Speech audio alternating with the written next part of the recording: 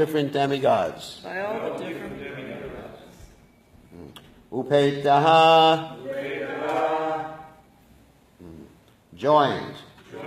Mahendraha. Mahendra, the king of heaven, Indra.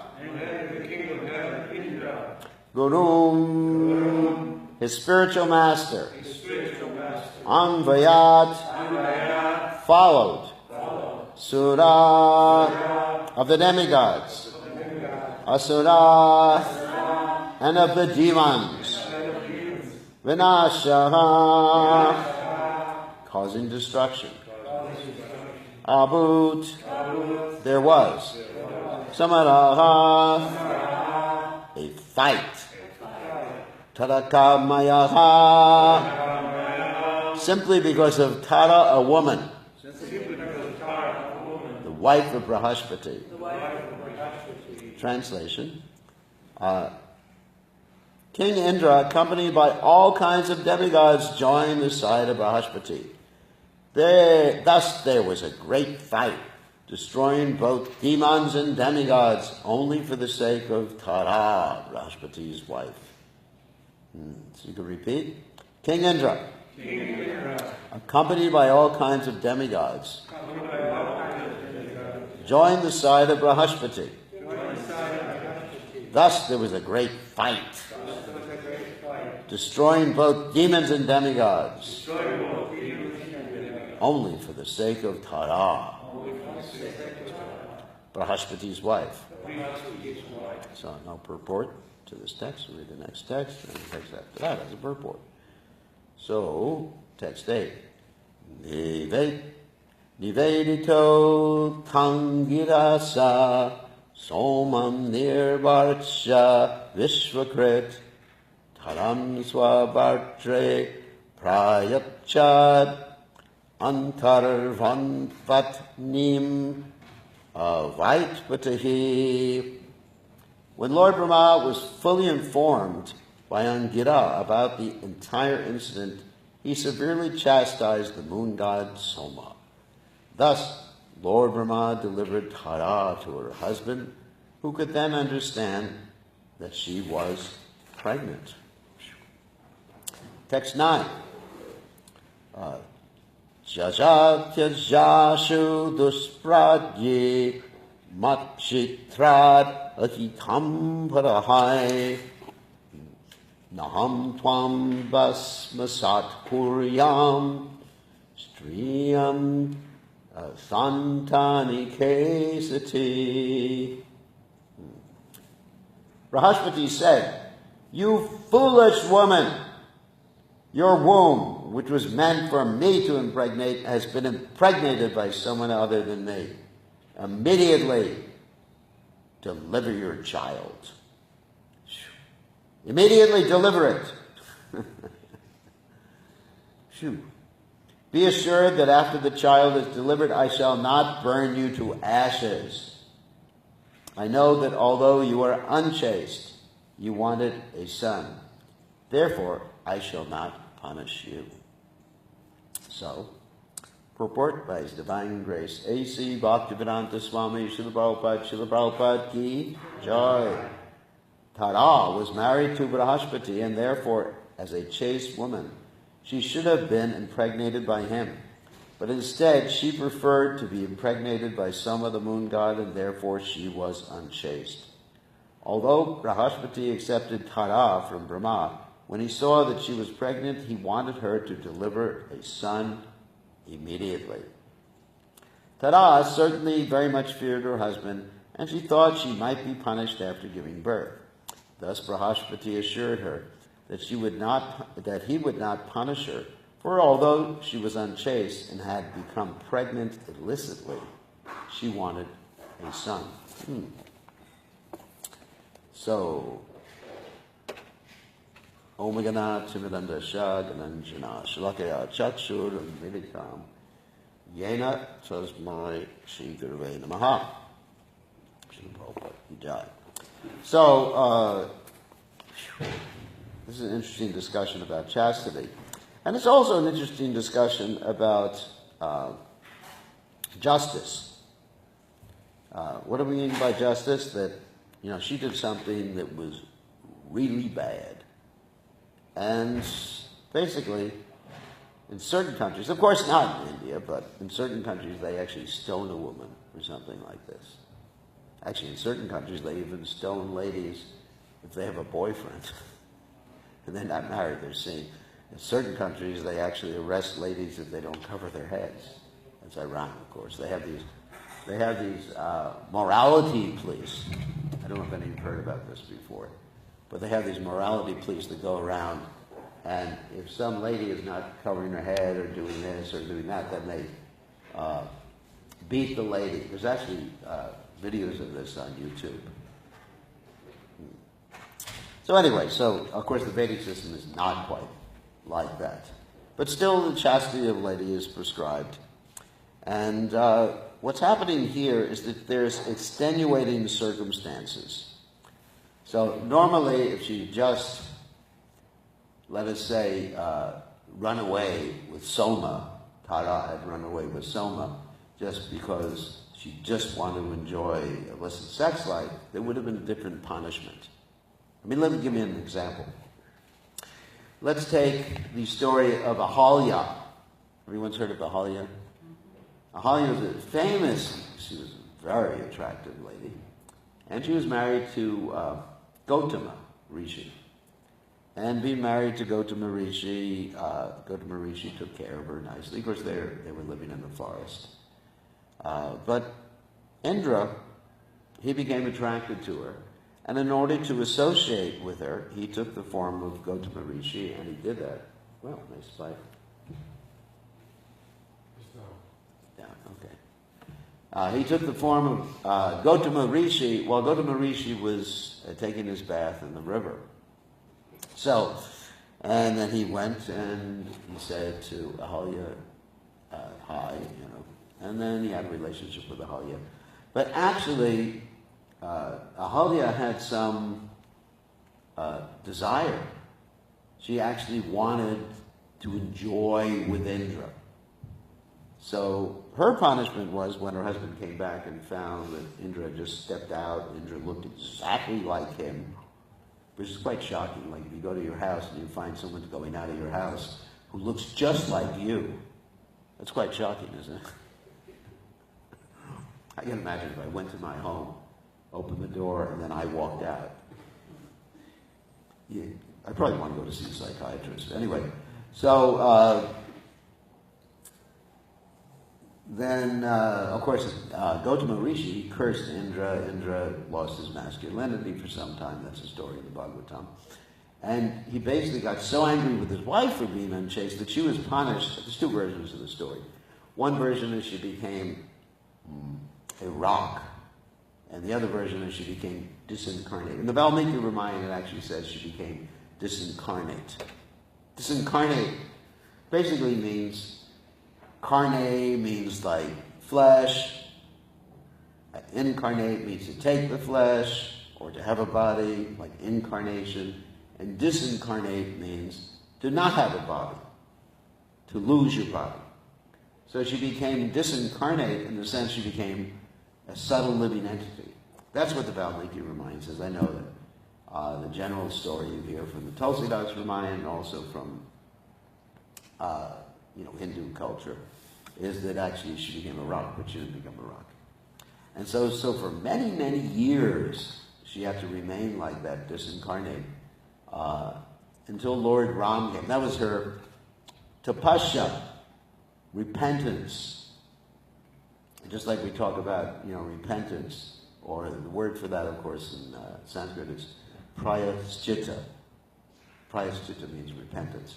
So that was her repentance, that she had to remain like that. And eventually, of course, Lord Ram comes to the ashram of Gotama Rishi, and Lord Ram gives association to her, and she becomes incarnate again. And then she goes to join her husband after getting purified because of the repentance. That's a heavy repentance, having to remain. It goes for many, many, many, many years.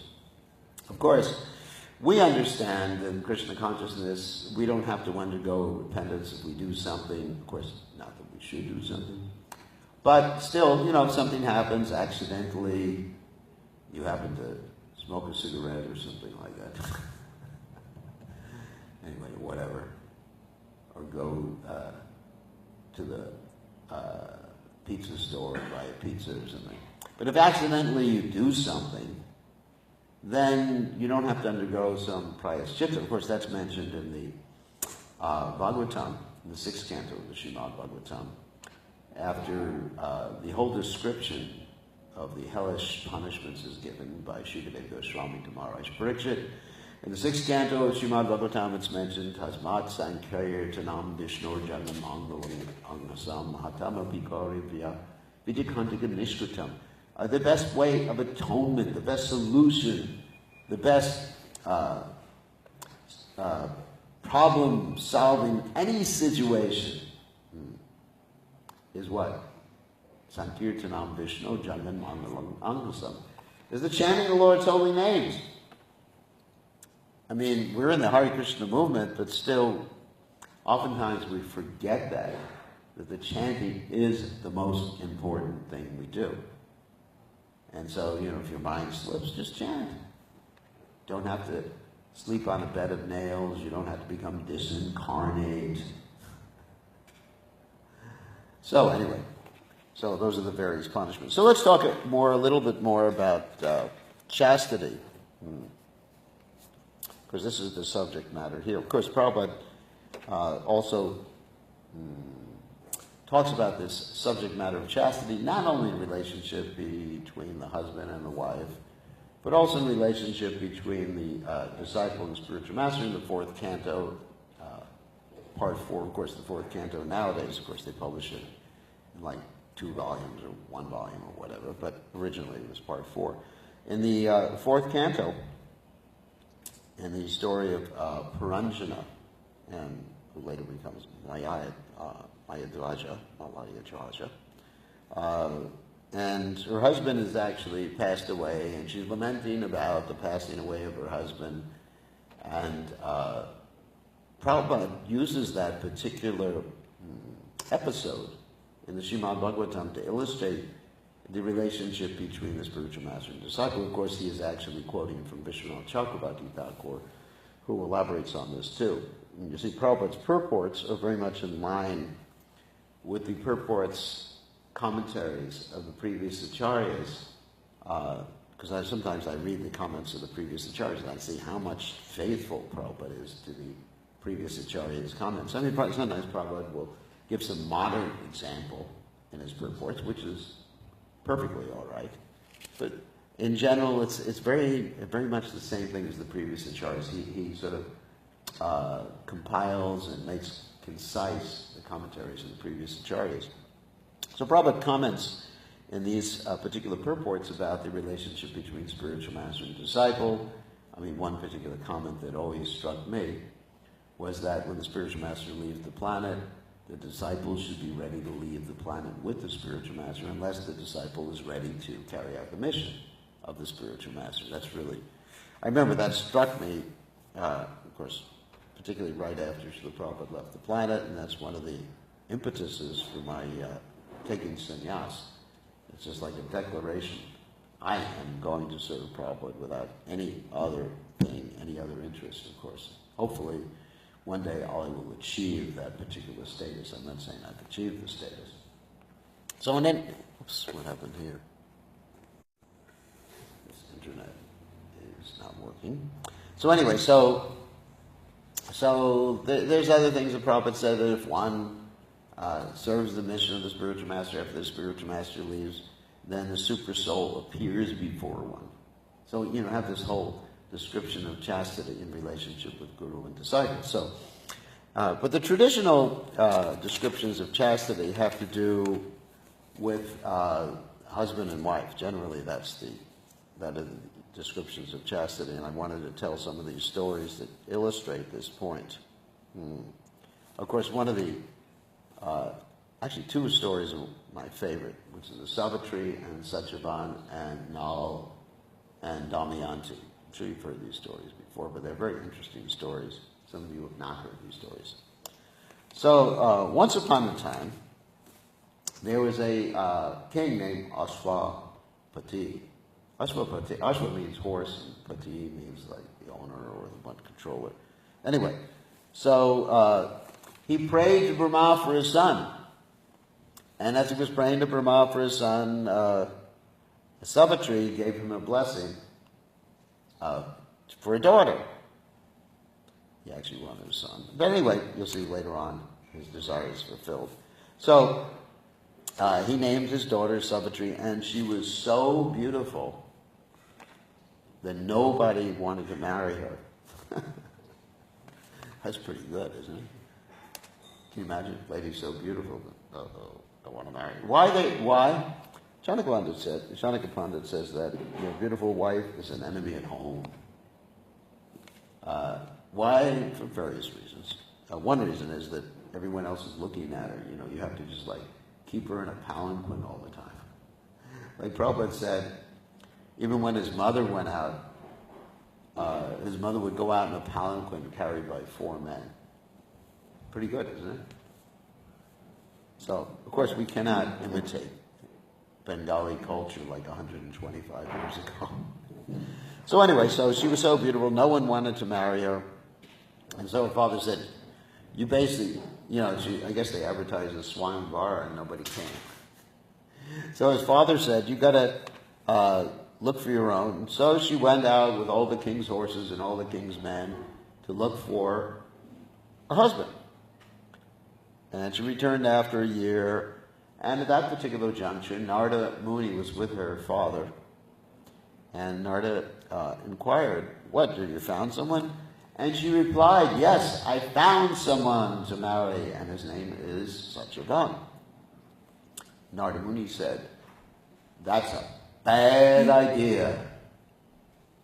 And he said, actually he has all good qualities, this Satyavan. He's perfect, he's compatible, he's handsome, he's faithful, all these other good qualities he had. But there's one bad quality he had, was that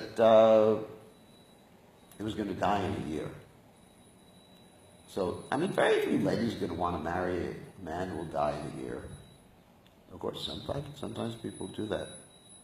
I actually read in the news there was one lady, she was so much in love with her husband, and he was dying, and they had their marriage in the hospital. He was on his deathbed. So, sometimes you find this great dedication and great love, even today in Kali Yuga. It's very rare, actually. So anyway, so what happened is that this Satyavan, she decided, I'm still going to get married him. I'm just dedicated. I'm going to marry him. I don't care what you say, Narada Muni. I'm going to marry him. So, as far as Satyavan was concerned, he was the son of a king named Dumatsena, a king who was blind. And the king was kicked out by his prime minister because the king was blind. You can't really be a good king if you're blind. And so she got married. She served her husband in the forest with her husband's father at the same time, King Dumatsena, who was kicked out, for 1 year. And she gave up all, this is another sign of chastity, she gave up all of her fine ornaments. And you see also in Sita Devi's case, when Sita Devi went to the forest, she actually didn't dress in all of her fine ornaments and everything like that. She was wearing clothes made of tree bark. Not exactly, she didn't exactly put on tree bark. That would have been kind of weird. But they have tree bark, and they can take little threads from the tree bark and sew them or stitch them into clothes. So she would, because the reason for that is they're very itchy. And a lot of austerity. I don't know if you've ever worn tree bark clothes, but it's very bad. Even when I was young, my mother didn't dress me in tree bark, but she dressed me in wool, which would itch like anything, and I hated it. So anyway, so she got the Sita Devi was wearing tree bark, and she gave up all of her jewelry. Of course, at one particular juncture, they were visiting one of the sages and his wife, and the sage gave Sita Devi a lot of jewelry, but she didn't want to wear it while they were in the forest, so poor Lakshmana had to carry it around with him for the rest of their sojourn in the forest. Anyway, getting back to the story. So Savitri served her husband for 1 year, gave up the fine clothes and ornaments, and 3 days before the year was up, she began to perform austerities, to save her husband. This is real dedication and chastity.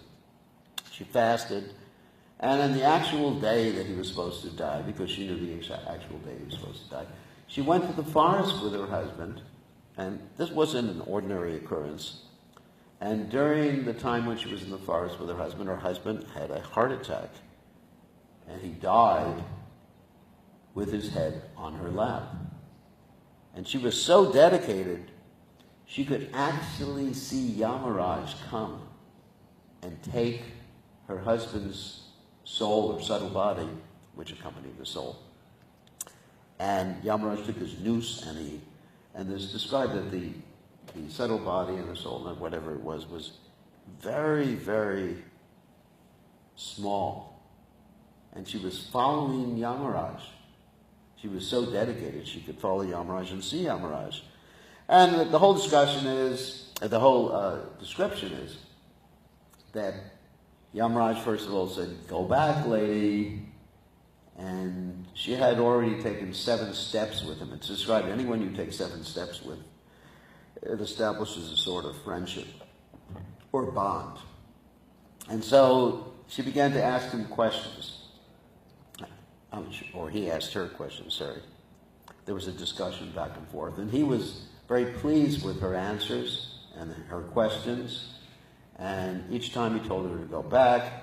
And each time he gave her, asked if she wanted a benediction, but you can't have your husband back. So finally, after a few discussions and benedictions, he said to her, "I'm very pleased with you.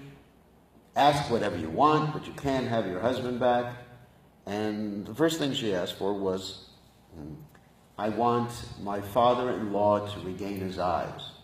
Okay, so Yamaraj said, "Okay, you can do that." Second benediction, after some more discussion, was, "I want my father-in-law to regain his kingdom." Okay, you can have that. And then, "I want my father-in-law, the actual father who wanted a son in the beginning, to have 100 sons. And Yamaraj said, "Okay, I can give that benediction." And then finally Yamaraj was getting so disturbed by having this lady follow him all this distance. He said, "Come on, lady, you got to go back. I gave you already benedictions. All right, one more benediction." And she said, "All right, I just want 100 sons by my husband Satyavan." And Yamaraj, without thinking about it, because he was already so frustrated dealing with this determined, chaste lady, he's thinking, "Oh my God, this is the first time I had to run into this business before. Can't someone take her away?" And so finally, he says, all right, you got that benediction. You got to leave now." And then she says, "Hey, Yamaraj, give me my husband back." And he says, "I told you can't have your husband back." She says, "But you said I could have 100 sons. I will have 100 sons by my husband, Satyavan. So you got to give him back." So it's a nice story. So in this way, she defeated Yamaraj. And Yamaraj was tricked, and Satyavan got a 400-year lifespan. They went back to the parents, all benedictions came true, and they lived happily ever after. Isn't that a nice story? And that's how powerful a chaste wife is. Of course, it's that typical story in the Markandeya Purana about Markandeya Rishi touching the husband of a chaste wife and cursing him to die before the rising of the sun the next day, and she was able to stop the rising of the sun the next day.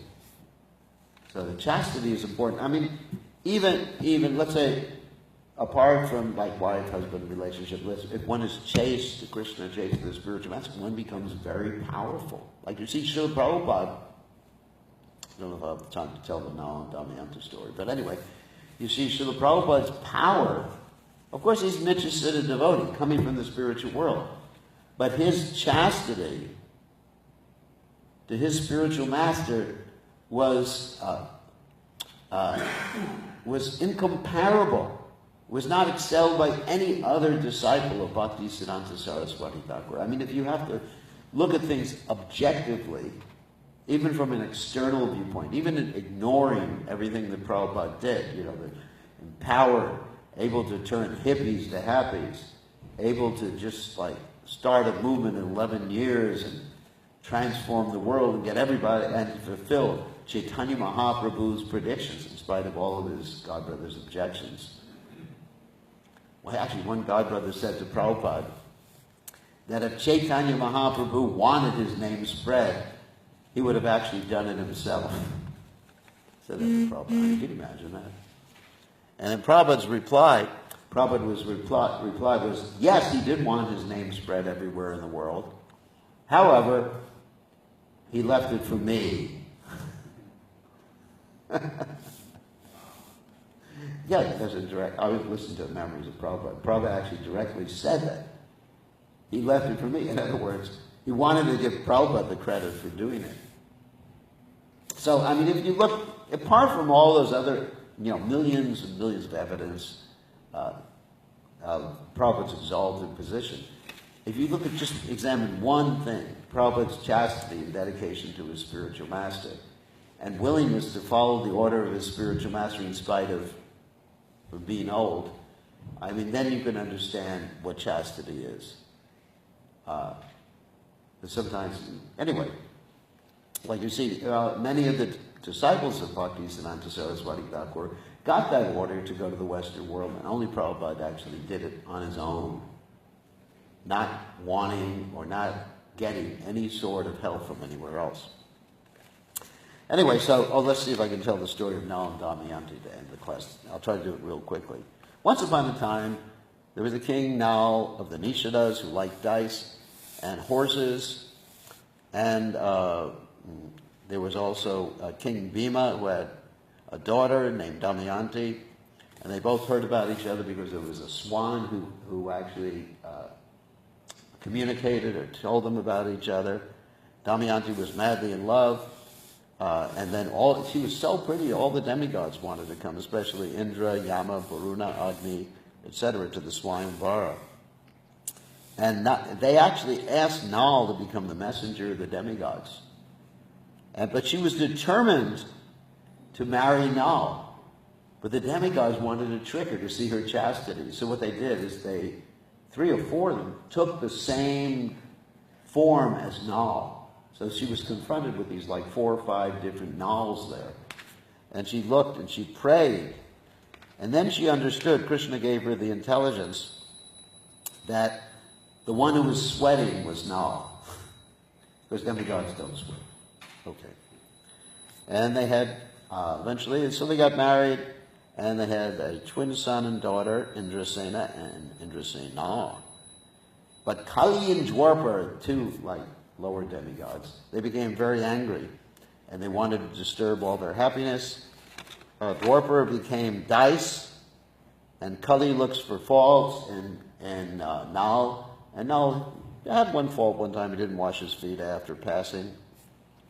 And Kali influenced Pushkara, the brother of Nal, to play dice with Nal, and they lost everything, and except for his wife. He did not bet his wife. He left with his wife and 1 cloth, and they fasted for 3 nights. He tried to catch birds with a cloth.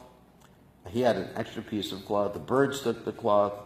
He told his wife to go home. She refused. They shared his cloth. Damayanti woke up the next morning after Nal left, because he was actually influenced still by Kali at this point.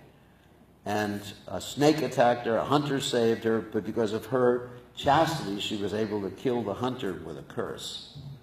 It's an amazing story. She wandered in separations from Nal. She joined a caravan eventually, and the caravan was attacked by elephants. They blamed her, kicked her out into the forest, and eventually the Brahmanas took her to the capital of Chedi, where she had to become a hairdresser, just like Draupadi did. It's called the Savendri.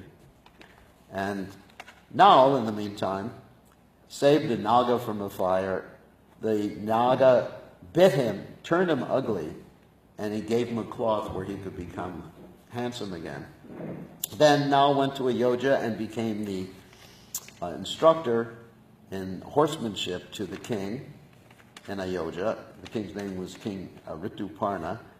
So Damayanti, in the meantime, went home. She was returned home, and she wanted to find out who Nal or where Nal was.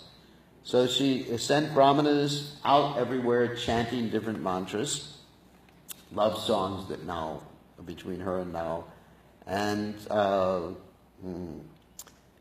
they went to the city where Ayodhya, where King Rituparna was, and this Nal, who at this particular point had the body of a low-class man, his name was Vahuka, he responded. So basically, Damayanti wanted to bring Nal back. We only have 2 minutes. So the way she did that is she announced the Swayamvara. She said, my husband is not coming back, so I announced the Swayamvara. And then when Nal heard about this, he took the king Rituparna with him to where Damayanti was, and in the way they had some exchange, and he got knowledge of gambling at that particular point. Kali came out of his body, because Kali had previously been in his body, and sought shelter from him. And it's described that whoever hears this story becomes free from fear of Kali. So then he arrives back where Damayanti is, and they see that Vahuka is actually Nal. Vayu announces the chastity of Damayanti, and they return to the city, his original city, and he defeats his brother, who defeated him in dice, and he forgives his brother, and they live happily ever after. That's actually a longer story than that, and I didn't have time to tell the whole story. But there's many stories of chastity. You know, the Sati Shiva story, where she was insulted by Sati's father, and Sati commits suicide as a result of that. Just because Daksha, her father, and that's her father, insulted her husband. So this is, anyway, these are many stories of chastity, dedication, loyalty. There's different words you can use for the same principle. And this is a very important principle all of us need to imbibe, study, and practice. Thank you very much. All glories to His divine grace. Srila Prabhupada, Srila Prabhupada.